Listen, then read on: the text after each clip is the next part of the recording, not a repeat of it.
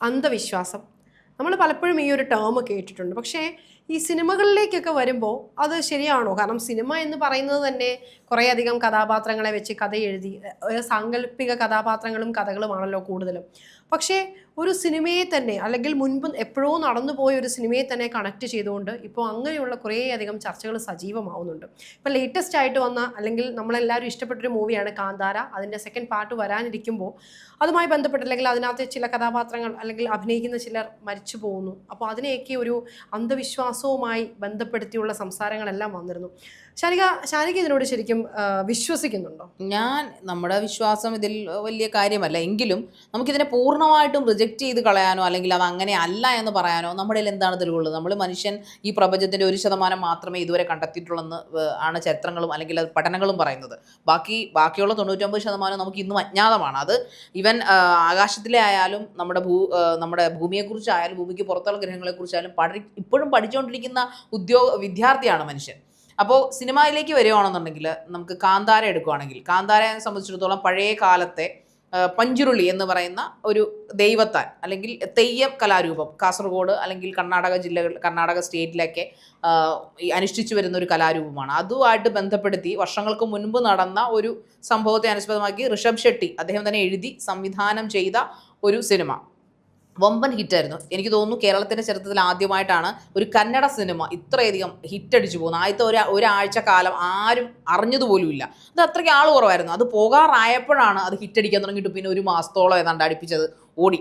കാരണം അതിൻ്റെ ആ ഒരു ദൃശ്യ മികവ്, പിന്നെ അതിൻ്റെ ആ ഒരു മ്യൂസിക്, പിന്നെ എന്താണ് ആ മ്യൂസിക്, കുറച്ച് വിവാദങ്ങളൊക്കെ വരുത്തേണ്ടി വന്നെങ്കിൽ പോലും അത് ഇഷ്ടപ്പെടുന്നവർ തന്നെയായിരുന്നു കുറെ അധികം ആൾക്കാർ. അപ്പൊ അതിനെ സംബന്ധിച്ചിടത്തോളം പഴയ കാലത്തെ ഈ ഒടിയൻ, മാടൻ, ചാത്തൻ അതുമായിട്ട് കണക്ട് ചെയ്തിട്ടാണ് ആ പടം ഇറങ്ങുന്നത്. അതിന്റെ പോലത്തെ ഒരു വേർഷൻ ആയിരുന്നു പഞ്ചുരുളി എന്ന് പറയുന്ന തെയ്യം കഥാപാത്രം.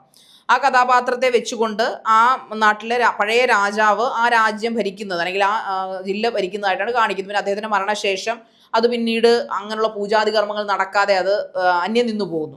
പിന്നീട് ബാക്കി കഥകളെല്ലാം പ്രേക്ഷകർക്ക് അറിയാവുന്നതാണ്. അതിൻ്റെ 2ാം ഭാഗമാണ് ഇപ്പോൾ ഷൂട്ട് സ്റ്റാർട്ട് ചെയ്തത്. ജനുവരിയിലാണ് ഷൂട്ട് സ്റ്റാർട്ട് ചെയ്തത്. കാന്താര ചാപ്റ്റർ 1 കുറച്ചുകൂടെ ഡീപ്പസ്റ്റ് ആയിട്ട് അതിലേക്ക് ഇറങ്ങുമായിരുന്നു ഋഷഭ് ഷെട്ടി. കാരണം ഫസ്റ്റിൻ്റെ വിജയം അത്രയ്ക്ക് മനോഹരമായിരുന്നു. അതിൻ്റെ ക്ലൈമാക്സ് ഒക്കെ അതിഗംഭീരം തന്നെയാണ്, പറയാതെ വയ്യ. അതുകൊണ്ട് തന്നെ ജനങ്ങൾ കാത്തിരിക്കുന്ന ഒരു പടമാണ്, സെക്കൻഡ് പാർട്ടിന് വേണ്ടി കാത്തിരിക്കുന്ന ഒരു പടമാണ് കാന്താര. പക്ഷേ അതിൻ്റെ ഷൂട്ടിംഗ് സെറ്റിൽ നിന്നും വരുന്ന വാർത്തകൾ അത്ര ശുഭകരമല്ല ഇൻ ദ സെൻസ് 6ഓളം അപകടങ്ങളാണ് ഈ ആസിഫ് ഈ ജൂൺ വരെ 2020 ജൂൺ വരെ നടന്നിരിക്കുന്ന 6ഓളം അപകടങ്ങളാണ്. ജനുവരിയിലാണ് ഷൂട്ടിംഗ് സ്റ്റാർട്ട് ചെയ്തത് സെക്കൻഡ് പാർട്ട്. ആ ജനുവരി മുതൽ ഈ ജൂൺ വരെയുള്ള ഈ ഒരു ചുരുങ്ങിയ കാലയളവ്, അതായത് ജസ്റ്റ് 6 മാസത്തെ കാലയളവിനകത്ത് 6ഓളം അപകടങ്ങൾ ഇതുമായി ബന്ധപ്പെട്ടുണ്ടായി. അതിൽ 3 മരണങ്ങൾ. അത് നമ്മളെ ഒന്ന് ഞെട്ടിപ്പിക്കും. അതിൽ 2 ഹൃദയസ്തംഭനം വന്ന് 2 പേര് മരിച്ചു. ഒരാൾ ബോട്ടപകടത്തിൽ മരിക്കുന്നു. അതിലൊന്ന് മലയാളിയാണ് എന്നുള്ളതാണ് വേദനിപ്പിക്കുന്നത്. 2 മലയാളികളിൽ ഒന്ന് കുറച്ച് അദ്ദേഹത്തിനും പരിക്ക് പറ്റുകയുണ്ടായി. അതിൽ കുറച്ചുകൂടെ അതൊക്കെ നമുക്ക് യാദൃശ്യമെന്ന് പറഞ്ഞാലും ഓരോ കാലയളവിൻ്റെ ഓരോ ഗ്യാപ്പിട്ട് മരണങ്ങൾ സംഭവിക്കുന്നു. എന്നാലും അവർ ചിത്രീകരണം പുരോഗമിച്ചുകൊണ്ടേ ഇരിക്കുകയാണ്. പക്ഷെ അതിൻ്റെ ഇടയ്ക്കാണ് ഈ ലേറ്റസ്റ്റ് ആയിട്ട് ഈ പറയപ്പെടുന്ന ഋഷഭ് ഷെട്ടിയും സംഘവും സഞ്ചരിച്ചിരുന്ന ബോട്ട് അവിടുത്തെ ഒരു റിസർവോയറിൽ, അതായത് അണക്കെട്ടിനോടനുബന്ധിച്ചിട്ടുള്ള ഒരു നദിയിൽ മറിയുകയും അവർ തലനാരിഴയ്ക്കാണ് ഋഷഭ് ഷെട്ടിയും ക്രൂസും രക്ഷപ്പെടുന്നത്. ക്യാമറ സകല കാര്യങ്ങളും മുങ്ങിപ്പോയി. അത് കിട്ടിയിട്ടില്ല എന്നാണ്, എത്രമാത്രം നഷ്ടമുണ്ടായെന്ന് കണക്കാക്കിയിട്ടില്ല എന്നാണ് പറയപ്പെടുന്നത്. അതും ഇതിൻ്റെ അണിയറ പ്രവർത്തകരെയും അതോടൊപ്പം ഇതുമായിട്ട് കണക്ട് ചെയ്യുന്ന ആൾക്കാരും ഭീതിയിലാക്കിയിട്ടുണ്ടെന്ന വാർത്തകളാണ് പറയുന്നത്. കാരണം ഇതുമായിട്ട് കണക്ട് ചെയ്യുമ്പോൾ മലയാളത്തിലൊരു പടം നമുക്ക് പറയാതിരിക്കാൻ പറ്റത്തില്ല, അദ്ദേഹത്തിന് ഒരു സംവിധായകനെയും പറയാതിരിക്കാൻ പറ്റില്ല. ഞാൻ ഗന്ധർവൻ നമ്മുടെ പ്രിയപ്പെട്ട പപ്പേട്ടൻ, സിനിമാക്കാരുടെ പ്രിയപ്പെട്ട പപ്പേട്ടൻ, പ്രേക്ഷകരുടെ പ്രിയപ്പെട്ട പത്മരാജൻ. ചെറിയ 40-41 വയസ്സുള്ളപ്പോൾ അദ്ദേഹം മരണമടയുകയാണ് ചെയ്യുന്നത്. അതോടൊപ്പം അതിനിടയ്ക്ക് അദ്ദേഹം ചെയ്തിരുന്നതെന്ന് പറഞ്ഞാൽ 20ഓളം സിനിമകൾ, അതും എല്ലാം തന്നെ പ്രേക്ഷക ഹൃദയ സിഗ്നേച്ചർ മൂവീസാണ്. അങ്ങനത്തെ ഒരു പടം വേറെ ആർക്കും ചെയ്യാൻ സാധിച്ചിട്ടുമില്ല, ഇതുവരെ ഉണ്ടായിട്ടുമില്ല. പക്ഷേ അദ്ദേഹം അവസാനമായിട്ട് ചെയ്ത പടമാണ് ഞാൻ ഗന്ധർവൻ. അദ്ദേഹത്തിൻ്റെ ജീവിതത്തിൻ്റെ കരിയറിലുണ്ടായ ഏറ്റവും സൂപ്പർ മൂവി എന്ന് നമ്മൾ ഇന്ന് ചിന്തിക്കുന്നു. പക്ഷെ അന്ന് അത് ഇറങ്ങിയ സമയത്ത് അത് വമ്പൻ പരാജയമായിരുന്നു, തിയേറ്ററിൽ ഭയങ്കര പരാജയം. പക്ഷെ അത് എഴുതിക്കൊണ്ടിരുന്ന സമയത്ത് അദ്ദേഹത്തോട് പലരും പറഞ്ഞത്ര ഇതൊരിക്കലും ചെയ്യരുത്, ഇത് നിങ്ങൾ നാശം വിളിച്ചു വരുത്തും എന്ന രീതിയിൽ പറയുകയുണ്ടായി. സത്യത്തിൽ സിനിമാക്കാർക്കും പൂജയിലൊക്കെ വിശ്വാസമാണ്. അതുകൊണ്ടാണല്ലോ ഓരോ സിനിമയ്ക്കും ഒരു പൂജ നടത്തുന്നത്. സിനിമയുടെ പൂജ എന്നാണ് നമ്മളെല്ലാത്തിലും അറിയപ്പെടുന്നതല്ലേ. വിശ്വാസമുണ്ട് തീർച്ചയായിട്ടും. പക്ഷേ അതിനപ്പുറം അവർ ചിന്തിക്കുന്ന റിയാലിറ്റി, പ്രാക്ടിക്കൽ ലോകത്തിലേക്ക് സിനിമാക്കാർ ചിന്തിക്കും. ഇവരെല്ലാവരും ഇമാജിനറി വേൾഡ് ജീവിക്കുന്നവരാണ്. സിനിമ എന്ന് പറയുമ്പോൾ ഇമാജിനറി വേൾഡാണ്. പക്ഷേ അത് റിയാലിറ്റിയിലേക്ക് കൊണ്ടുവരുമ്പോൾ ഈ അന്ധവിശ്വാസങ്ങളൊക്കെ അവരങ്ങോട്ട് മാറ്റി നിർത്തും. ഋഷഭ് ഷെട്ടിയോടും ഇത് തന്നെയാണ് പറയുന്നത്. രണ്ടാമത്തെ അദ്ദേഹമാണ് എഴുതുന്നത്. അപ്പോൾ അതുകൊണ്ട് തന്നെ അദ്ദേഹത്തോടും അണിയറ പ്രവർത്തകർ പറഞ്ഞെന്നാണ് പറയുന്നത്, ഇത് മുന്നോട്ട് പോകരുത്, കാരണം ഇത് ഒരു എന്താ പറയുന്നത് പഞ്ചുരുളി എന്ന് പറയുന്ന ഒരു നമ്മളൊരു അതീന്ദ്രിയ ശക്തിയുടെ ശാപം, ഒരു ഗുളികൻ എന്ന ഇൻ ദ സെൻസ് ഗുളികൻ്റെ ശാപം ഉണ്ടാവും, അങ്ങനെ ചെയ്യാൻ പാടില്ല എന്നൊക്കെ പറഞ്ഞു. പക്ഷെ അത് കേൾക്കാൻ അവർ സ്വാഭാവികമായിട്ടും നമ്മൾ ചിന്തിക്കുമല്ലോ, സയൻസിൻ്റെ നാടാണ്, അപ്പോൾ നമ്മൾ അങ്ങനെ ചിന്തിക്കേണ്ട കാര്യമില്ല, അവർ തള്ളിക്കളഞ്ഞുകൊണ്ടാണ് ഇതിൻ്റെ ഷൂട്ടിംഗ് ആരംഭിച്ചത്. പക്ഷേ ഈ ഞാൻ ഗന്ധർവനായിട്ട് കണക്ട് ചെയ്താണ് ഇത് മിക്കവരും പറയുന്നത്. ഞാൻ ഗന്ധർവൻ അതെ പത്മരാജൻ മരിക്കുന്നത് ഈ സിനിമ റിലീസ് ചെയ്ത് ഈ സിനിമ വമ്പൻ പരാജയമായി തിയേറ്ററിൽ. ബട്ട് അത് കഴിഞ്ഞ് അടുത്ത സിനിമ, കാരണം അദ്ദേഹത്തിന്റെ കരിയറിൽ തന്നെ ഒരു വമ്പൻ പരാജയമായിരുന്നു. പക്ഷെ നമ്മുടെ ഒരു നൂറ്റാണ്ടിൽ തന്നെ നമ്മൾ റെട്രോ മൂവിയായിട്ട് കണക്കാക്കുന്ന, അല്ലെങ്കിൽ ഒരു സൂപ്പർ മൂവിയായിട്ട് കണക്കാക്കുന്ന മൂവിയാണ് ഞാൻ ഗന്ധർവൻ. അതിൽ ഏറ്റവും വലിയ രസം എന്ന് പറഞ്ഞാൽ അതിൽ അഭിനയിച്ച പിന്നെ നിതീഷ് ഭരദ്വാജ് കൃഷ്ണനായിട്ട് അഭിനയിച്ച് ഹിറ്റ് അടിച്ച് നിൽക്കുന്ന സമയത്താണ് അദ്ദേഹത്തിനെ നായകനായിട്ട് കൊണ്ടുവരുന്നത്, ഗന്ധർവനായിട്ട് കൊണ്ടുവരുന്നത്. അദ്ദേഹത്തിന് പിന്നീട് ഒരു പടങ്ങളും കിട്ടിയിട്ടില്ല. അദ്ദേഹത്തിന് ആക്സിഡന്റ് ഉണ്ടായി. പത്മരാജൻ പിറ്റേ നെക്സ്റ്റ് സിനിമ ഏറെക്കുറെ സെയിം ടൈമിലാണ്. അതെ, മാത്രമല്ല ഈ പത്മരാജനും ഇതിന്റെ പ്രൊഡ്യൂസറും തമ്മിൽ അടുത്ത സിനിമകൾ ചർച്ച ചെയ്യുകയും അതിന്റെ ഈ സിനിമയുടെ എന്തുവാണ് മാർക്കറ്റിംഗ്, ഞാൻ ഗന്ധർവന്റെ തന്നെ സെക്കൻഡ് പാർട്ടല്ലേ അത്? അല്ല, ആണോ? അല്ലല്ല, ഞാൻ ഗന്ധർവന് പകരം വേറൊരു സിനിമ നിർമ്മിക്കാം എന്ന് വെച്ചിട്ട് അവർ അതിന്റെ ഡിസ്കഷനും കാര്യങ്ങളും എല്ലാം തുടങ്ങി വെക്കുകയും അതിനുശേഷം പിറ്റേ ദിവസം കാണുന്ന അദ്ദേഹം മരിച്ചു കിടക്കുന്ന ആ റൂമിൽ തന്നെ മരിച്ചു കിടക്കുന്നതാണ്. അവരെല്ലാം അന്ന് രാത്രി 12 മണി വരെ അവരൊപ്പം ഉണ്ടായിരുന്നു. പിറ്റേന്ന് രാവിലെ നിതീഷ് ഭരദ്വാജൻ ബൈ പ്രൊഫഷൻ ഡോക്ടറാണ്. സോ അദ്ദേഹം സ്ഥിരീകരിക്കുകയും ചെയ്തു. അപ്പോൾ ഇതൊരു ഷോക്കായിരുന്നു, സിനിമാ ലോകത്തിന് വല്ലാത്തൊരു ഷോക്കായിരുന്നു. ഇവൻ നമ്മുടെ ജയറാമിൻ്റെയൊക്കെ ആയാലും ഒരുപാട് പേരുടെ ജീവിതം മാറ്റിമറിച്ച ഒരുപാട് എന്താണ് അദ്ദേഹത്തിൻ്റെയൊക്കെ സിനിമകൾ നമുക്കറിയാം. ജയറാമിൻ്റെയൊക്കെ സിനിമകൾ മൂന്നാം ഭാഗമൊക്കെ നമ്മൾ കണ്ടിട്ടുണ്ട്.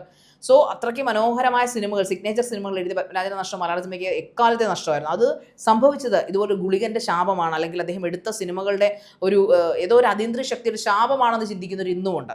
അപ്പോൾ അതുമായിട്ട് കണക്ട് ചെയ്താൽ ഇപ്പോൾ കാന്താര ഇത്രയും വർഷങ്ങൾക്കിപ്പുറം 1991 ഗന്ധർവൻ ഇറങ്ങുന്നത്, ഞാൻ ഗന്ധർവൻ. അതിനുശേഷം ഇത്രയും വർഷങ്ങൾക്ക് ഇപ്പുറമാണ് കാന്താര രണ്ടാം പാർട്ട് ചെയ്യുമ്പോൾ. ആദ്യത്തേന് ഇത്രയും പ്രശ്നങ്ങളില്ലായിരുന്നു, പക്ഷെ രണ്ടാം പാർട്ട് ചെയ്യുമ്പോഴാണ് ഇങ്ങനെ ദുരന്തങ്ങൾ സംഭവിച്ചുകൊണ്ടിരിക്കുന്നത്. അത് ഗുളികൻ്റെ ശാപമാണെന്നൊക്കെ പറയുന്നു. പക്ഷേ എനിവേ എന്തായാലും ഒരു ചിത്രീകരണം തുടരട്ടെ എന്ന് നമ്മൾ ആഗ്രഹിക്കുന്നു, വേറൊന്നും കൊണ്ടല്ല. ഇത്രയും മനോഹരമായിട്ടൊരു പടമാണത് അല്ലേ? പൗർണമി ആ പടം കണ്ടിട്ടുണ്ടായിരുന്നു? പിന്നെ നമ്മളെല്ലാവരും തിയേറ്ററിൽ തന്നെ പോയി കണ്ട സിനിമയല്ലേ. ഇങ്ങനെയുള്ള മൂവീസ് പൊതുവേ നമ്മൾ തിയേറ്ററിൽ പോയി എക്സ്പീരിയൻസ് ചെയ്യുന്നതാണല്ലോ. തീർച്ചയായും. ഋഷഭ് ഷെട്ടിയുടെ അഭിനയം എന്ന് പറഞ്ഞു കഴിഞ്ഞാൽ നമുക്ക് ലാസ്റ്റത്തേക്ക് ആ ഒരു അതായിരുന്നു കുറെ കാലം ആൾക്കാർക്ക് ആ ഒരു, പിന്നെ അതും ആ പാട്ട് ഈവൻ ആ പാട്ട് ഈ കോപ്പിറൈറ്റ് ഇഷ്യൂ ഒക്കെ വന്ന് ഭയങ്കര വിവാദമായി. അത് ചേഞ്ച് ആയെങ്കിൽ പോലും ആ ഒരു ഫസ്റ്റ് വേർഷൻ തന്നെയാണ് ഏറെക്കുറെ ഒരു 90% എന്തോ റീൽസ് പോയതല്ലേ, റീൽസും കാര്യങ്ങളൊക്കെ ആയിട്ട് പോയി. നമ്മൾ ഒരിക്കലും പ്രതീക്ഷിക്കുന്നില്ല. ഹിറ്റാണെന്ന് പറയുമ്പോൾ കന്നഡ സിനിമയല്ലേ, എന്തൊക്കെ ഹിറ്റായാലും എവിടം വരെ പോകാം എന്നെടുത്ത് നിന്ന് ആ ഋഷഭ് ഷെട്ടി എന്നൊരൊറ്റ മനുഷ്യന്റെ ആക്ടിങ്, കൂടത്തിൽ അഭിനയിച്ചവരുടെ ആക്ടിങ്ങും അതിന്റെ ആ ഒരു സ്ക്രിപ്റ്റിങ്ങും സംവിധാന മികവും ഒക്കെ വല്ലാതെ, ആ കാടും ആ ഇരുട്ടും പിന്നെ ആ പഞ്ചുരുളിയുടെ ആ ഒരു എഫക്റ്റും ഒക്കെ നമ്മളെ വല്ലാതെ ഭീതിയേക്കാൾ കൂടുതൽ ഭക്തി നിർഭരമായിട്ടൊരു ഭീതിയാണ് നമുക്ക് ഫീൽ ചെയ്യിപ്പിക്കുന്നത്. അപ്പോൾ അതിനേക്കാളും മികച്ചതായിരിക്കുമല്ലോ സെക്കൻഡിലേക്ക് വരാൻ അദ്ദേഹം ശ്രമിക്കുക. പക്ഷെ അത് പൂർത്തിയാക്കാൻ അദ്ദേഹത്തിന് സാധിക്കട്ടെ എന്നാണ് എനിക്ക് പറയാനുള്ളത്. കാരണം കാന്താര പോലൊരു പടത്തിന്റെ സെക്കൻഡ് ചാപ്റ്ററിന് വേണ്ടിയിട്ട് ആൾക്കാർ എല്ലാവരും കാത്തിരിക്കുകയാണ്. കാരണം ഇതുപോലൊരു പടം ഇതിനു മുമ്പ് പിൻപോ മലയാളത്തിൽ ഇറങ്ങിയിട്ടില്ല. നമുക്ക് ദൈവത്താന്മാരുടെ പടങ്ങളും മന്ത്രവാദത്തിന്റെ പടങ്ങളും കുട്ടിച്ചാത്തന്മാരുടെ പടങ്ങളും ഒക്കെ മലയാളത്തിൽ, ലക്ഷിമാരുടെയും ഗന്ധർവന്മാരുടെയും ഒക്കെ പടങ്ങൾ മലയാളത്തിൽ ഇറങ്ങിയിട്ടുണ്ട്, മറ്റു ഭാഷകളിൽ ഇറങ്ങിയിട്ടുണ്ട്. പക്ഷേ ഇങ്ങനെ ഒരു തെയ്യം ഇത്രയും ഒരു സ്വാധീനം ചെലുത്തിയ ഒരു പടം ആദ്യമായിട്ടാണ് സൗത്ത് ഇന്ത്യയിൽ ഇറങ്ങുന്നതെന്നാണ് എൻ്റെ ഒരു അറിവ്. തെറ്റാണെങ്കിൽ ക്ഷമിക്കുക. അതുകൊണ്ട് തന്നെ രണ്ടാം പാട്ടിൻ്റെ കഥ എങ്ങനെയായിരിക്കുമെന്ന് അറിയാനുള്ള ആകാംക്ഷ മലയാളികൾക്കും അതോടൊപ്പം തന്നെ സൗത്ത് ഇന്ത്യ മുഴുവനും ഉണ്ട്. ഋഷഭ് ഷെട്ടി തന്നെ ചരിത്രം മാറ്റി കഴിഞ്ഞ ഒരു പടമായിരുന്നു കാന്താര എന്ന് പറയുന്നത്. സോ അതുകൊണ്ട് തന്നെ ഈ അന്ധവിശ്വാസങ്ങൾക്കപ്പുറം കലയ്ക്ക് പ്രാധാന്യം നൽകിക്കൊണ്ട് മറ്റുള്ളവർക്കും ഒരു അപകടം ഉണ്ടായതെല്ലാം ഉണ്ടായി. പക്ഷെ ഇനി ആർക്കും കൂടുതൽ ദുരനുഭവങ്ങളും ദുരന്തങ്ങളും ഒന്നും ഉണ്ടാവാതെ അത് മനോഹരമായിട്ട് ചിത്രീകരിക്കാനും മനോഹരമായിട്ടുള്ള ദൃശ്യാനുഭവമാക്കി നമ്മുടെ മുമ്പിലേക്ക് കൊണ്ടുവരാനും ഋഷഭ് ഷെട്ടിക്കും കൂട്ടുകാർക്കും അദ്ദേഹത്തിൻ്റെ ക്രൂവിനും കഴിയട്ടെയാണെന്നാണ് നമ്മുടെ പ്രാർത്ഥന. പൗർണമിക്ക് എന്താ പറയാനുള്ളത്? ഓക്കെ, തീർച്ചയായിട്ടും അങ്ങനെ നല്ലൊരു ദൃശ്യ മികവിനായിട്ട്, ദൃശ്യ വിരുന്നിനായിട്ട് നമ്മൾ കാത്തിരിക്കുന്നു.